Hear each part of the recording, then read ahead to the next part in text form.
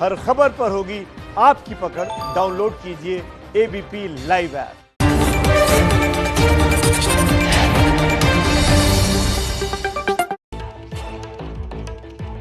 नमस्कार, master stroke में आप सभी का बहुत बहुत स्वागत है। मैं हूं रूबिका लियाकत। आज दिन भर हरियाणा के बल्लभगढ़ की एक ऐसी खबर पर चर्चा होती रही जिसे कुछ लोगों ने लव जिहाद बताया और ये दावा किया कि एक मुस्लिम लड़के ने हिंदू लड़की से लव जिहाद करके शादी करनी चाहिए। जब सफल नहीं हुआ वो तो उसने गोली मारकर उसकी हत्या कर दी। ये भी बताया गया कि लड़की के घर वालों ने इस आरोपी लड़के के खिलाफ पहले भी अपहरण का एक केस दर्ज कराया था। बाद में दोनों पक्षों में समझौता हुआ। अब सवाल ये है कि इस केस में कितना लव है और कितना जिहाद है, क्योंकि अगर लव जिहाद है तो फिर लड़की ने और लड़की के घर वालों ने समझौता क्यों किया। हम इस घटना पर सवाल नहीं उठा रहे हैं, लेकिन इसके बाद जो राजनीति हो रही है हम उसकी बात कर रहे हैं। लव जिहाद का तो पता नहीं, लेकिन ये पूरी घटना ये जरूर बताती है कि हिंदुस्तान में प्यार मध्ययुगीन अवधारणा है। ये खबर बताती है कि यहाँ औरत को अभी भी एक संपत्ति के तौर पर देखा जाता है। ये खबर बताती है कि मानसिकता ऐसी है कि मेरी नहीं तो किसी की नहीं।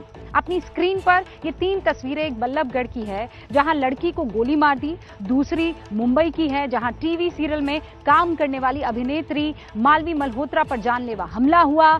यहां भी चाकू से हमला करने वाला लड़का अभिनेत्री का पुराना दोस्त बताया जा रहा है। और तीसरी घटना है पानीपत की। यहां एक महिला ने छेड़छाड़ का विरोध किया तो उसके ऊपर तेजाब फेंक दिया। यानी जहां असहमति है वहां महिलाओं के खिलाफ अपराध है, और अगर अपराधी मुसलमान हो तो फिर उसे धर्म का रंग दे दिया जाता है। और ये लगातार हो रहा है। आज इसी पर बात करेंगे, लेकिन पहले हम चाहते हैं कि आप इस रिपोर्ट को बहुत गौर से देख लें। देश में 2 महिलाओं से जुड़ी बड़ी वारदात हुई। पहली वारदात दिल्ली के करीब बल्लभगढ़ में हुई, जहां स्कूल की टॉपर रही निकिता तोमर की हत्या कर दी गई। दूसरी वारदात मुंबई में हुई, जहां पर मालवी मल्होत्रा नाम की अभिनेत्री को पुराने दोस्त ने चाकू मार दिया। बल्लभगढ़ में जब आरोपी निकिता को जबरन गाड़ी में नहीं बिठा पाया तो उसने गोली मार दी। वहीं मुंबई में जब मालवी मल्होत्रा ने पुराने दोस्त से बात नहीं की तो आरोपी ने उसे चाकू मार दिया। दोनों ही जगह आरोपी महिलाओं की नाक को स्वीकार नहीं कर पाए और वारदात को अंजाम दे दिया। मुंबई में योगेश सिंह नाम का आरोपी ऑडी कार में आया और मालवी के साथ न चलने पर चाकू मारकर फरार हो गया। वहीं बल्लभगढ़ में आरोपी तौसीफ ने निकिता को जबरन गाड़ी में बैठाने की कोशिश की, लेकिन असफल रहने पर गोली मारकर भाग गया। बल्लभगढ़ और मुंबई की वारदात तकरीबन एक जैसी है, फिर भी मुंबई की वारदात आम अपराध है तो बल्लभगढ़ की हत्या लव जिहाद। सवाल ये है कि दोनों वारदातों में ये अंतर क्या आरोपियों के नाम की वजह से है? क्या अगर तौसीफ तरुण होता तो क्या बल्लभगढ़ की वारदात लव जिहाद नहीं होती, जैसा अभी बताया जा रहा है?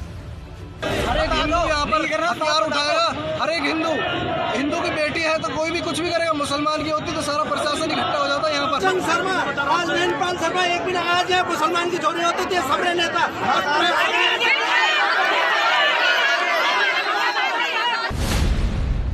फरीदाबाद के बल्लभगढ़ की जिस वारदात को लव जिहाद का नाम दिया जा रहा है, ये उसका सीसीटीवी फुटेज है, जिसमें अग्रवाल कॉलेज के बाहर कार खड़ी कर दोनों आरोपी घूम रहे हैं।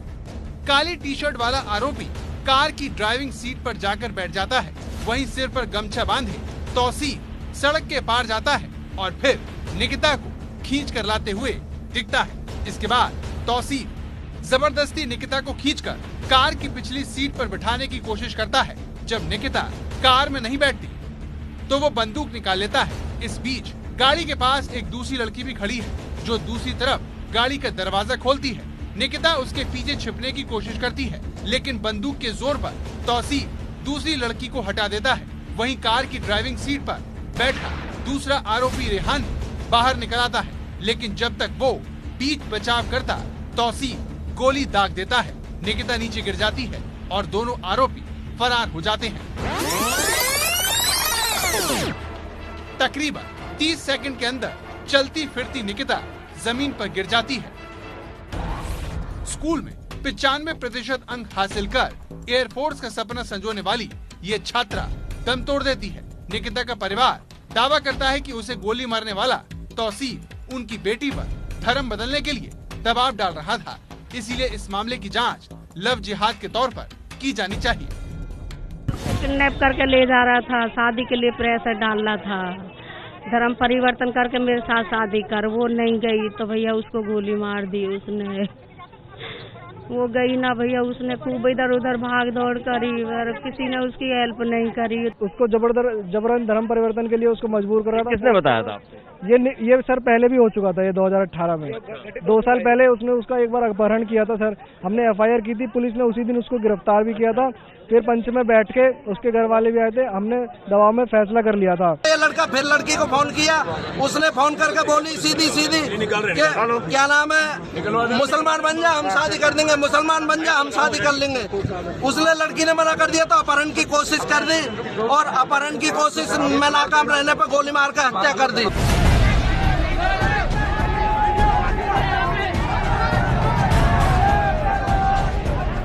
लव जिहाद का ये एंगल आने पर इलाके में जमकर राजनीति होने लगती है और सड़कों पर लोग नारेबाजी करते हैं। दिखा दो अपनी बार, ऐसा ही होता रहेगा, हमारी बहन बेटे के साथ ऐसा ही होता रहेगा।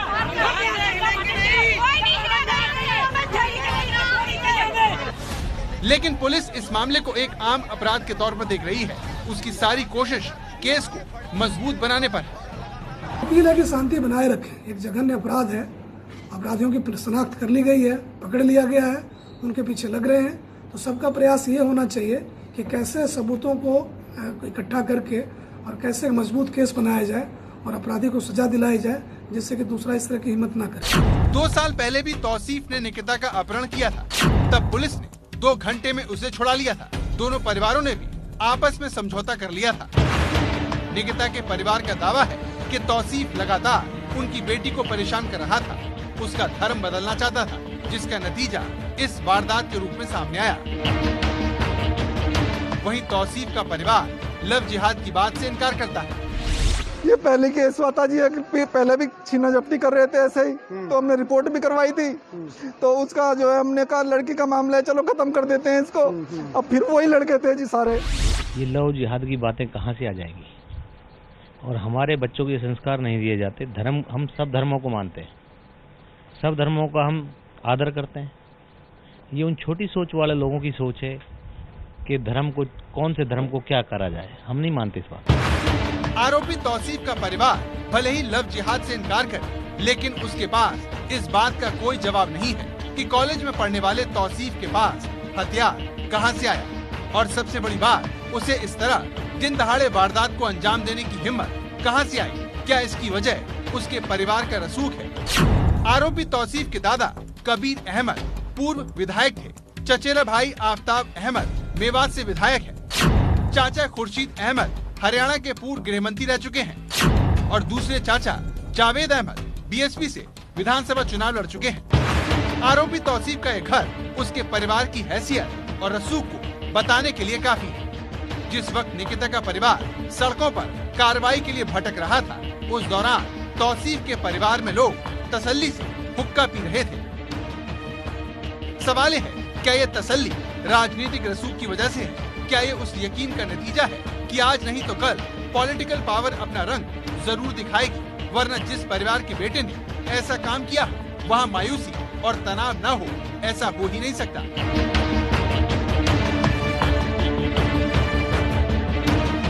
इन सवालों को आरोपी के परिवार का दबंग चरित्र और गहरा कर देता है, क्योंकि जब हम मेवात जिले के खानपुर गांव पहुंचे तो हमें ये आलीशान किला नुमा घर दिखा, जिसमें रहने वालों के खिलाफ बोलने की हिम्मत इलाके के लोग नहीं जुटा पाते। इसका उदाहरण हमें उस समय देखने को मिला जब हमने कॉलोनी के लोगों से आरोपी के बारे में जानकारी लेनी चाहिए, तो कोई भी उसके खिलाफ बोलने की हिम्मत नहीं जुटा पाया। शरीफ लड़का था, ऐसी कोई दिक्कत नहीं थी किसी तरीके की। तब कोई लड़ाई, कोई झगड़ा, किसी तरीके की कोई चीज नहीं थी किसी की। उसका इतना शरीफ था जी, कोई देखने वाले को किसी को भी नजर उठा के देखता नहीं था। अपने काम से, स्कूल से जाने से मतलब रहता था। भारत जैसे देश में जहां तुम मुझे जानते हो का कल्चर हो, वहां अगर किसी आरोपी के दादा, चाचा, भाई मंत्री, विधायक रहे हो या फिर मौजूदा दौर में हो, तो अगर उसके परिवार का कोई सदस्य इस तरह का काम करे तो तो ये कम से कम भारत में असामान्य घटना नहीं होती है। लेकिन बेटियों को सरेआम सबक सिखाने वाली इस मानसिकता की जड़ बेटियों की नाक को समझने से इनकार करना है। जब तक भारत के लोग ये नहीं सीखेंगे, महिलाओं पर कब्जा करने की सोच कहीं बेटी को चाकू मारेगी तो कहीं गोली, जिसकी जो क्षमता होगी वो उस हथियार से बेटियों को ना कहने की सजा देगा। हरियाणा के ही पानीपत का उदाहरण लीजिए, जहां छेड़छाड़ का विरोध करने पर एक महिला पर कुछ युवकों ने एसिड फेंक दिया। जब तक हमारा समाज बेटों को बेटियों का सम्मान करना नहीं सिखाएगा, उनकी इच्छा को रौंदना बंद नहीं करेगा, तब तक बेटियों का अपमान होता रहेगा। कभी अपराधी दुशासन बनेंगे तो कभी पुलिस। जिस वक्त निकिता के लिए इंसाफ मांगा जा रहा था, आरोप है कि पुलिस प्रदर्शन कर रही लड़कियों से बदतमीजी कर रही थी। पुलिस एक तो हमारी बहन का मर्डर हुआ, ऊपर से ये दिखाइए रे, ये दिखाइए, ये रहिए, इन्होंने डंडा छोड़ा, ये सब दिखाओ।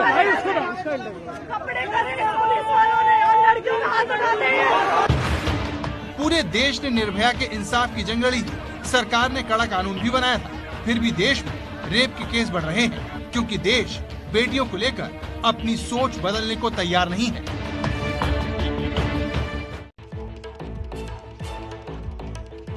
और इस पूरे मामले को गंभीरता से आपको भी समझना चाहिए और इस पर इन सवालों के जवाब देने के लिए जो आपके जहन में है, जो मेरे जहन में है, फॉर्मर उत्तर प्रदेश के डीजीपी विक्रम सिंह साहब हमारे साथ जुड़ चुके हैं। विक्रम जी, आपका बहुत बहुत स्वागत है। अभय दुबे जी, जो कि प्रोफेसर हैं सीएसडीएस के, और लव जिहाद के मसले पर सीएसडीएस ने बाकायदा उत्तर प्रदेश और बाकी राज्यों में बहुत काम किया है, बहुत रिसर्च पेपर्स जो हैं उनके आए हैं, और इसीलिए अभय जी आपका भी बहुत बहुत स्वागत है। विक्रम जी, मेरा पहला सवाल आपसे इस लव जिहाद को लेकर, ये लव जिहाद है क्या? ये सच में एक अपराध है या फिर ये सामाजिक और राजनीतिक आरोप है महज? क्या है इसकी सच्चाई? रूबिका जी, 20 साल पहले जब ये शब्द सामने आया था तो इसको बिल्कुल नकार दिया गया था कि इस तरह की कोई चीज नहीं होती है। फिर इसके बारे में कुछ लोगों ने कुछ स्टडी की कि धोखे से, फरेब से और फरेब के चलते अल्पसंख्यक समुदाय के लड़के बहुसंख्यक समुदाय की लड़कियों को प्रलोभन दे करके विवाह करते हैं। फिर मानव तस्करी और जो आरोप है कि धर्म परिवर्तन करके यौन शोषण करते हैं। लेकिन इसके कोई बहुत स्पष्ट प्रमाण नहीं मिले, और कानूनी स्थिति यह है कि अगर कोई बालिग है हमारे देश में तो बालिग को पूरी स्वतंत्रता है। अगर उसमें धोखा, फरेब, प्रलोभन नहीं है तो अपनी स्वेच्छा से वो जिससे चाहे वो विवाह कर सकता है, प्रेम कर सकता है। और सुप्रीम कोर्ट और हाई कोर्ट के तमाम इसमें व्यवस्थाएं हैं कि ऐसे बच्चों को, ऐसे कपल्स को पूरी सुरक्षा दी जाए, न कि उनका शोषण या उनको उत्पीड़ित किया जाए। कानूनी स्थिति मैंने आपको बता दी, लेकिन कानूनी स्थिति के अलावा जो व्यवहारिकता है, क्योंकि यही स्थिति अगर इंग्लैंड अमेरिका में होगी तो ऐसी समस्या नहीं होती है वहां। हमारे यहाँ क्या होता है कि उसको इतना ज्यादा एक दूसरे आयाम जुड़ जाते हैं और इतने लोग, खा पंचायत, समाज, राजनीतिक दल, राजनीतिक अवसरवादिता उसमें इतनी कूद पड़ती है कि भले ही अगर दो लड़का और लड़की विवाह करना चाहे तो उसके बीच पड़ के, जैसे लोग कोर्ट में नोटिस लगाते हैं कि हमको शादी करनी, ये अनिवार्यता होती है, उस नोटिस के आधार पर आके न्यायालय में आके तोड़फोड़ करना, जबरदस्ती लड़की को खींच ले जाना, लड़के को पीट देना, इस तरह की घटनाएं भी आम हो गई हैं। तो रूबिका जी, ये समस्या तो है, लेकिन इसको ये कहना कि संगठित तरीके से एक गिरोह के रूप में समुदाय के लड़के लड़कियों को फंसा करके इसे करते हैं, ये फिलहाल मैं मानने को तैयार नहीं। ऐसा अभी तक आप कह रहे हैं कि जांच में कहीं निकला नहीं है वो, कि संगठित तौर पर लड़के लड़कियों को फंसा रहे हैं और उसके बाद किसी तरह का कोई जिहाद, किसी तरह का कोई स्ट्रगल हो रहा है। ठीक है सर, अब मैं अभय जी आपके पास आना चाहती हूँ। 50-60 केसेस मैंने देखे हैं, उसमें किसी तरह का पैटर्न, किसी तरह की कोई स्कीम या कोई ऑर्गेनाइज्ड क्राइम हमें दिखाई नहीं पड़ा। जैसे लोग कहते हैं कि और संगठित अपराध है, मुझे कोई संगठित अपराध नहीं दिखाई पड़ा।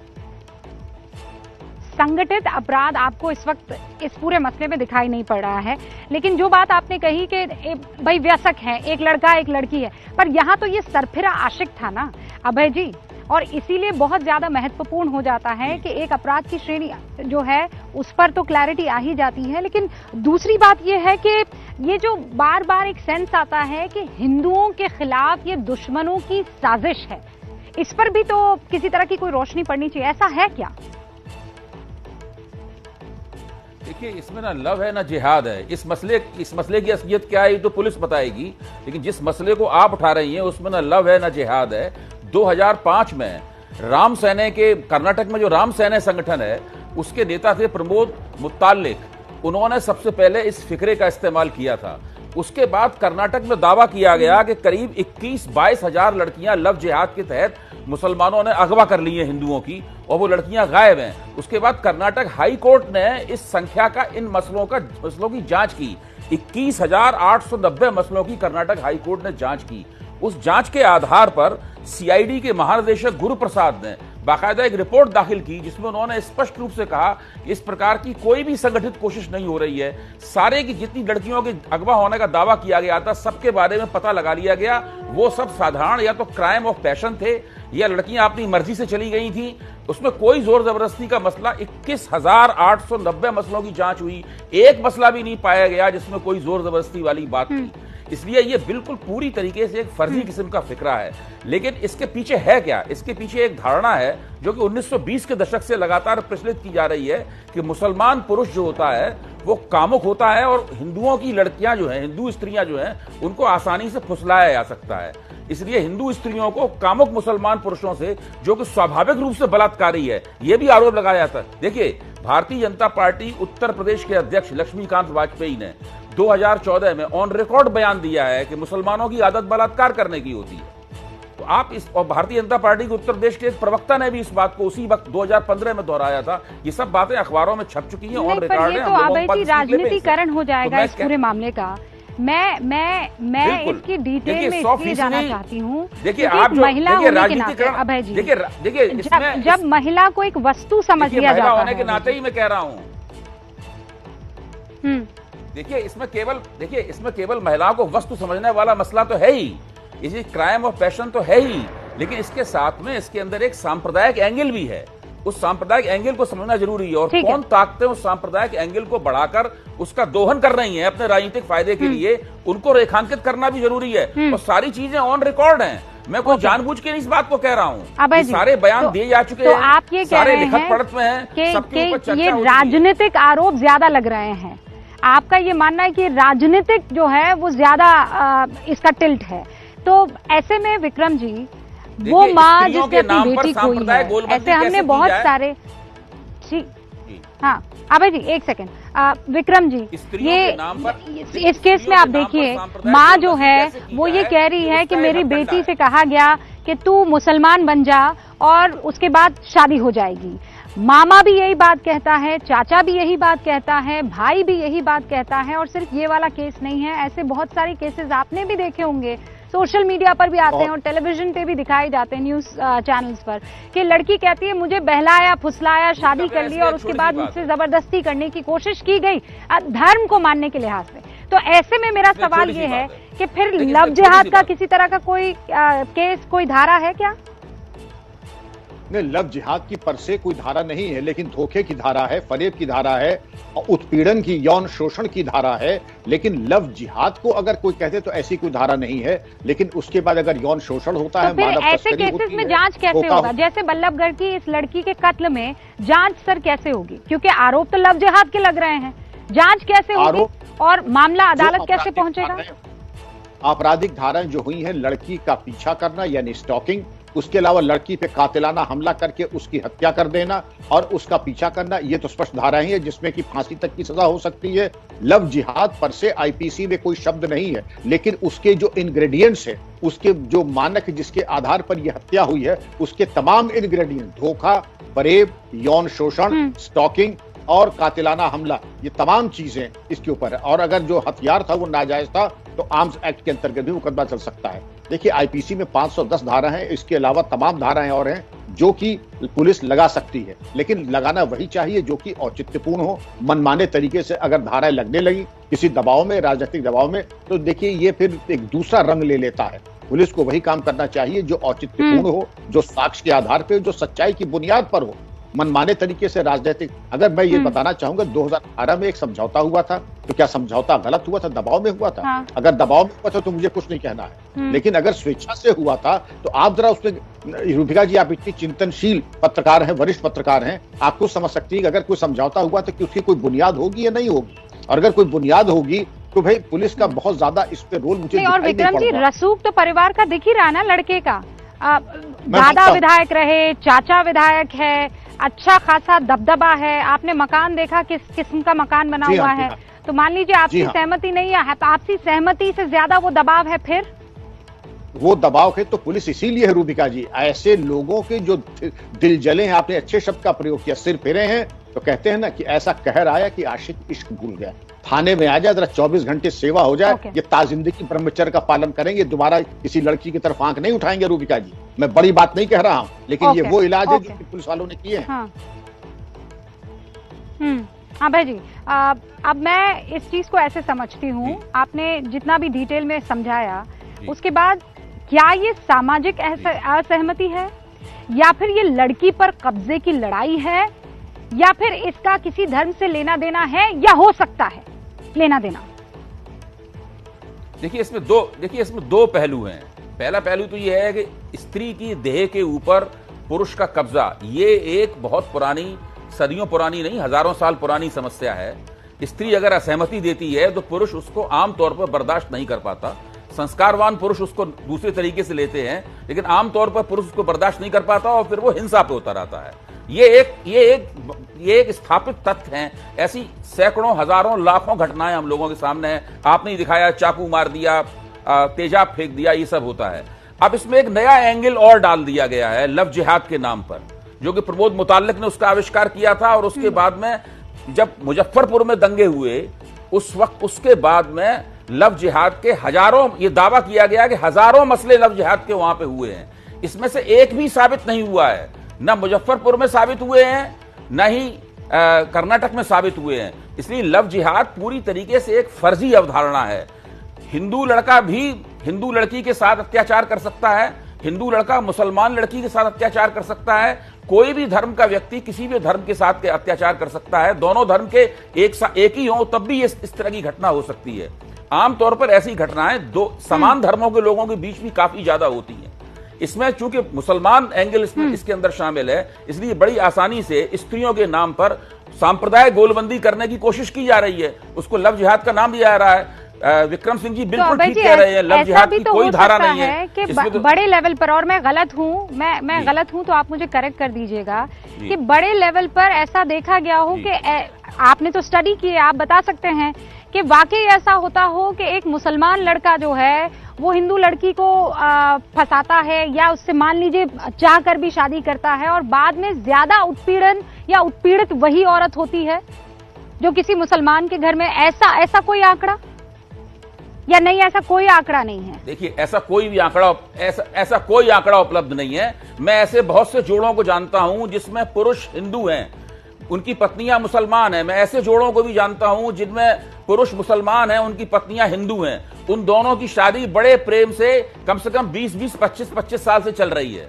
ऐसे बुद्धिजीवी पुरुष भी हैं, कम पढ़े लिखे लोग भी हैं, और निचले तबके के लोग, कमजोर तबके के लोग भी हैं। ऐसा बड़े पैमाने पर समाज में होता है। अंतर धार्मिक शादियां होती हैं। अब देखिए, सहारनपुर में एक गुरु हैं जिनका नाम है बाबा रजक दास। उनका दावा है कि वे ऐसी अंतर धार्मिक शादी की बीमारी का इलाज करते हैं, और उन्होंने दावा किया कि उन्होंने ऐसी हजारों स्त्रियों को इलाज किया है। तो इस तरह के बहुत से लोग हैं जो इस तरह के सांप्रदायिकता फैलाने का काम करते हैं। आप ये कह रहे हैं कि जो मूल समस्या है, उस मूल समस्या पर ध्यान देने की बजाय ये पूरा मसला राजनीतिक हो जाता है और सामाजिक असहमति का हो जाता है, जितना मेरे समझ में आ रहा है। कुल मिलाकर लड़कियों पर मेरा हक है, और अगर मेरा हक नहीं तो किसी का हक नहीं है, इस केस में साफ तौर पर नजर आ रहा है, और इसे खत्म होना चाहिए। विक्रम जी, अभय जी, आप दोनों का बहुत बहुत शुक्रिया हमारे साथ जुड़ने के लिए।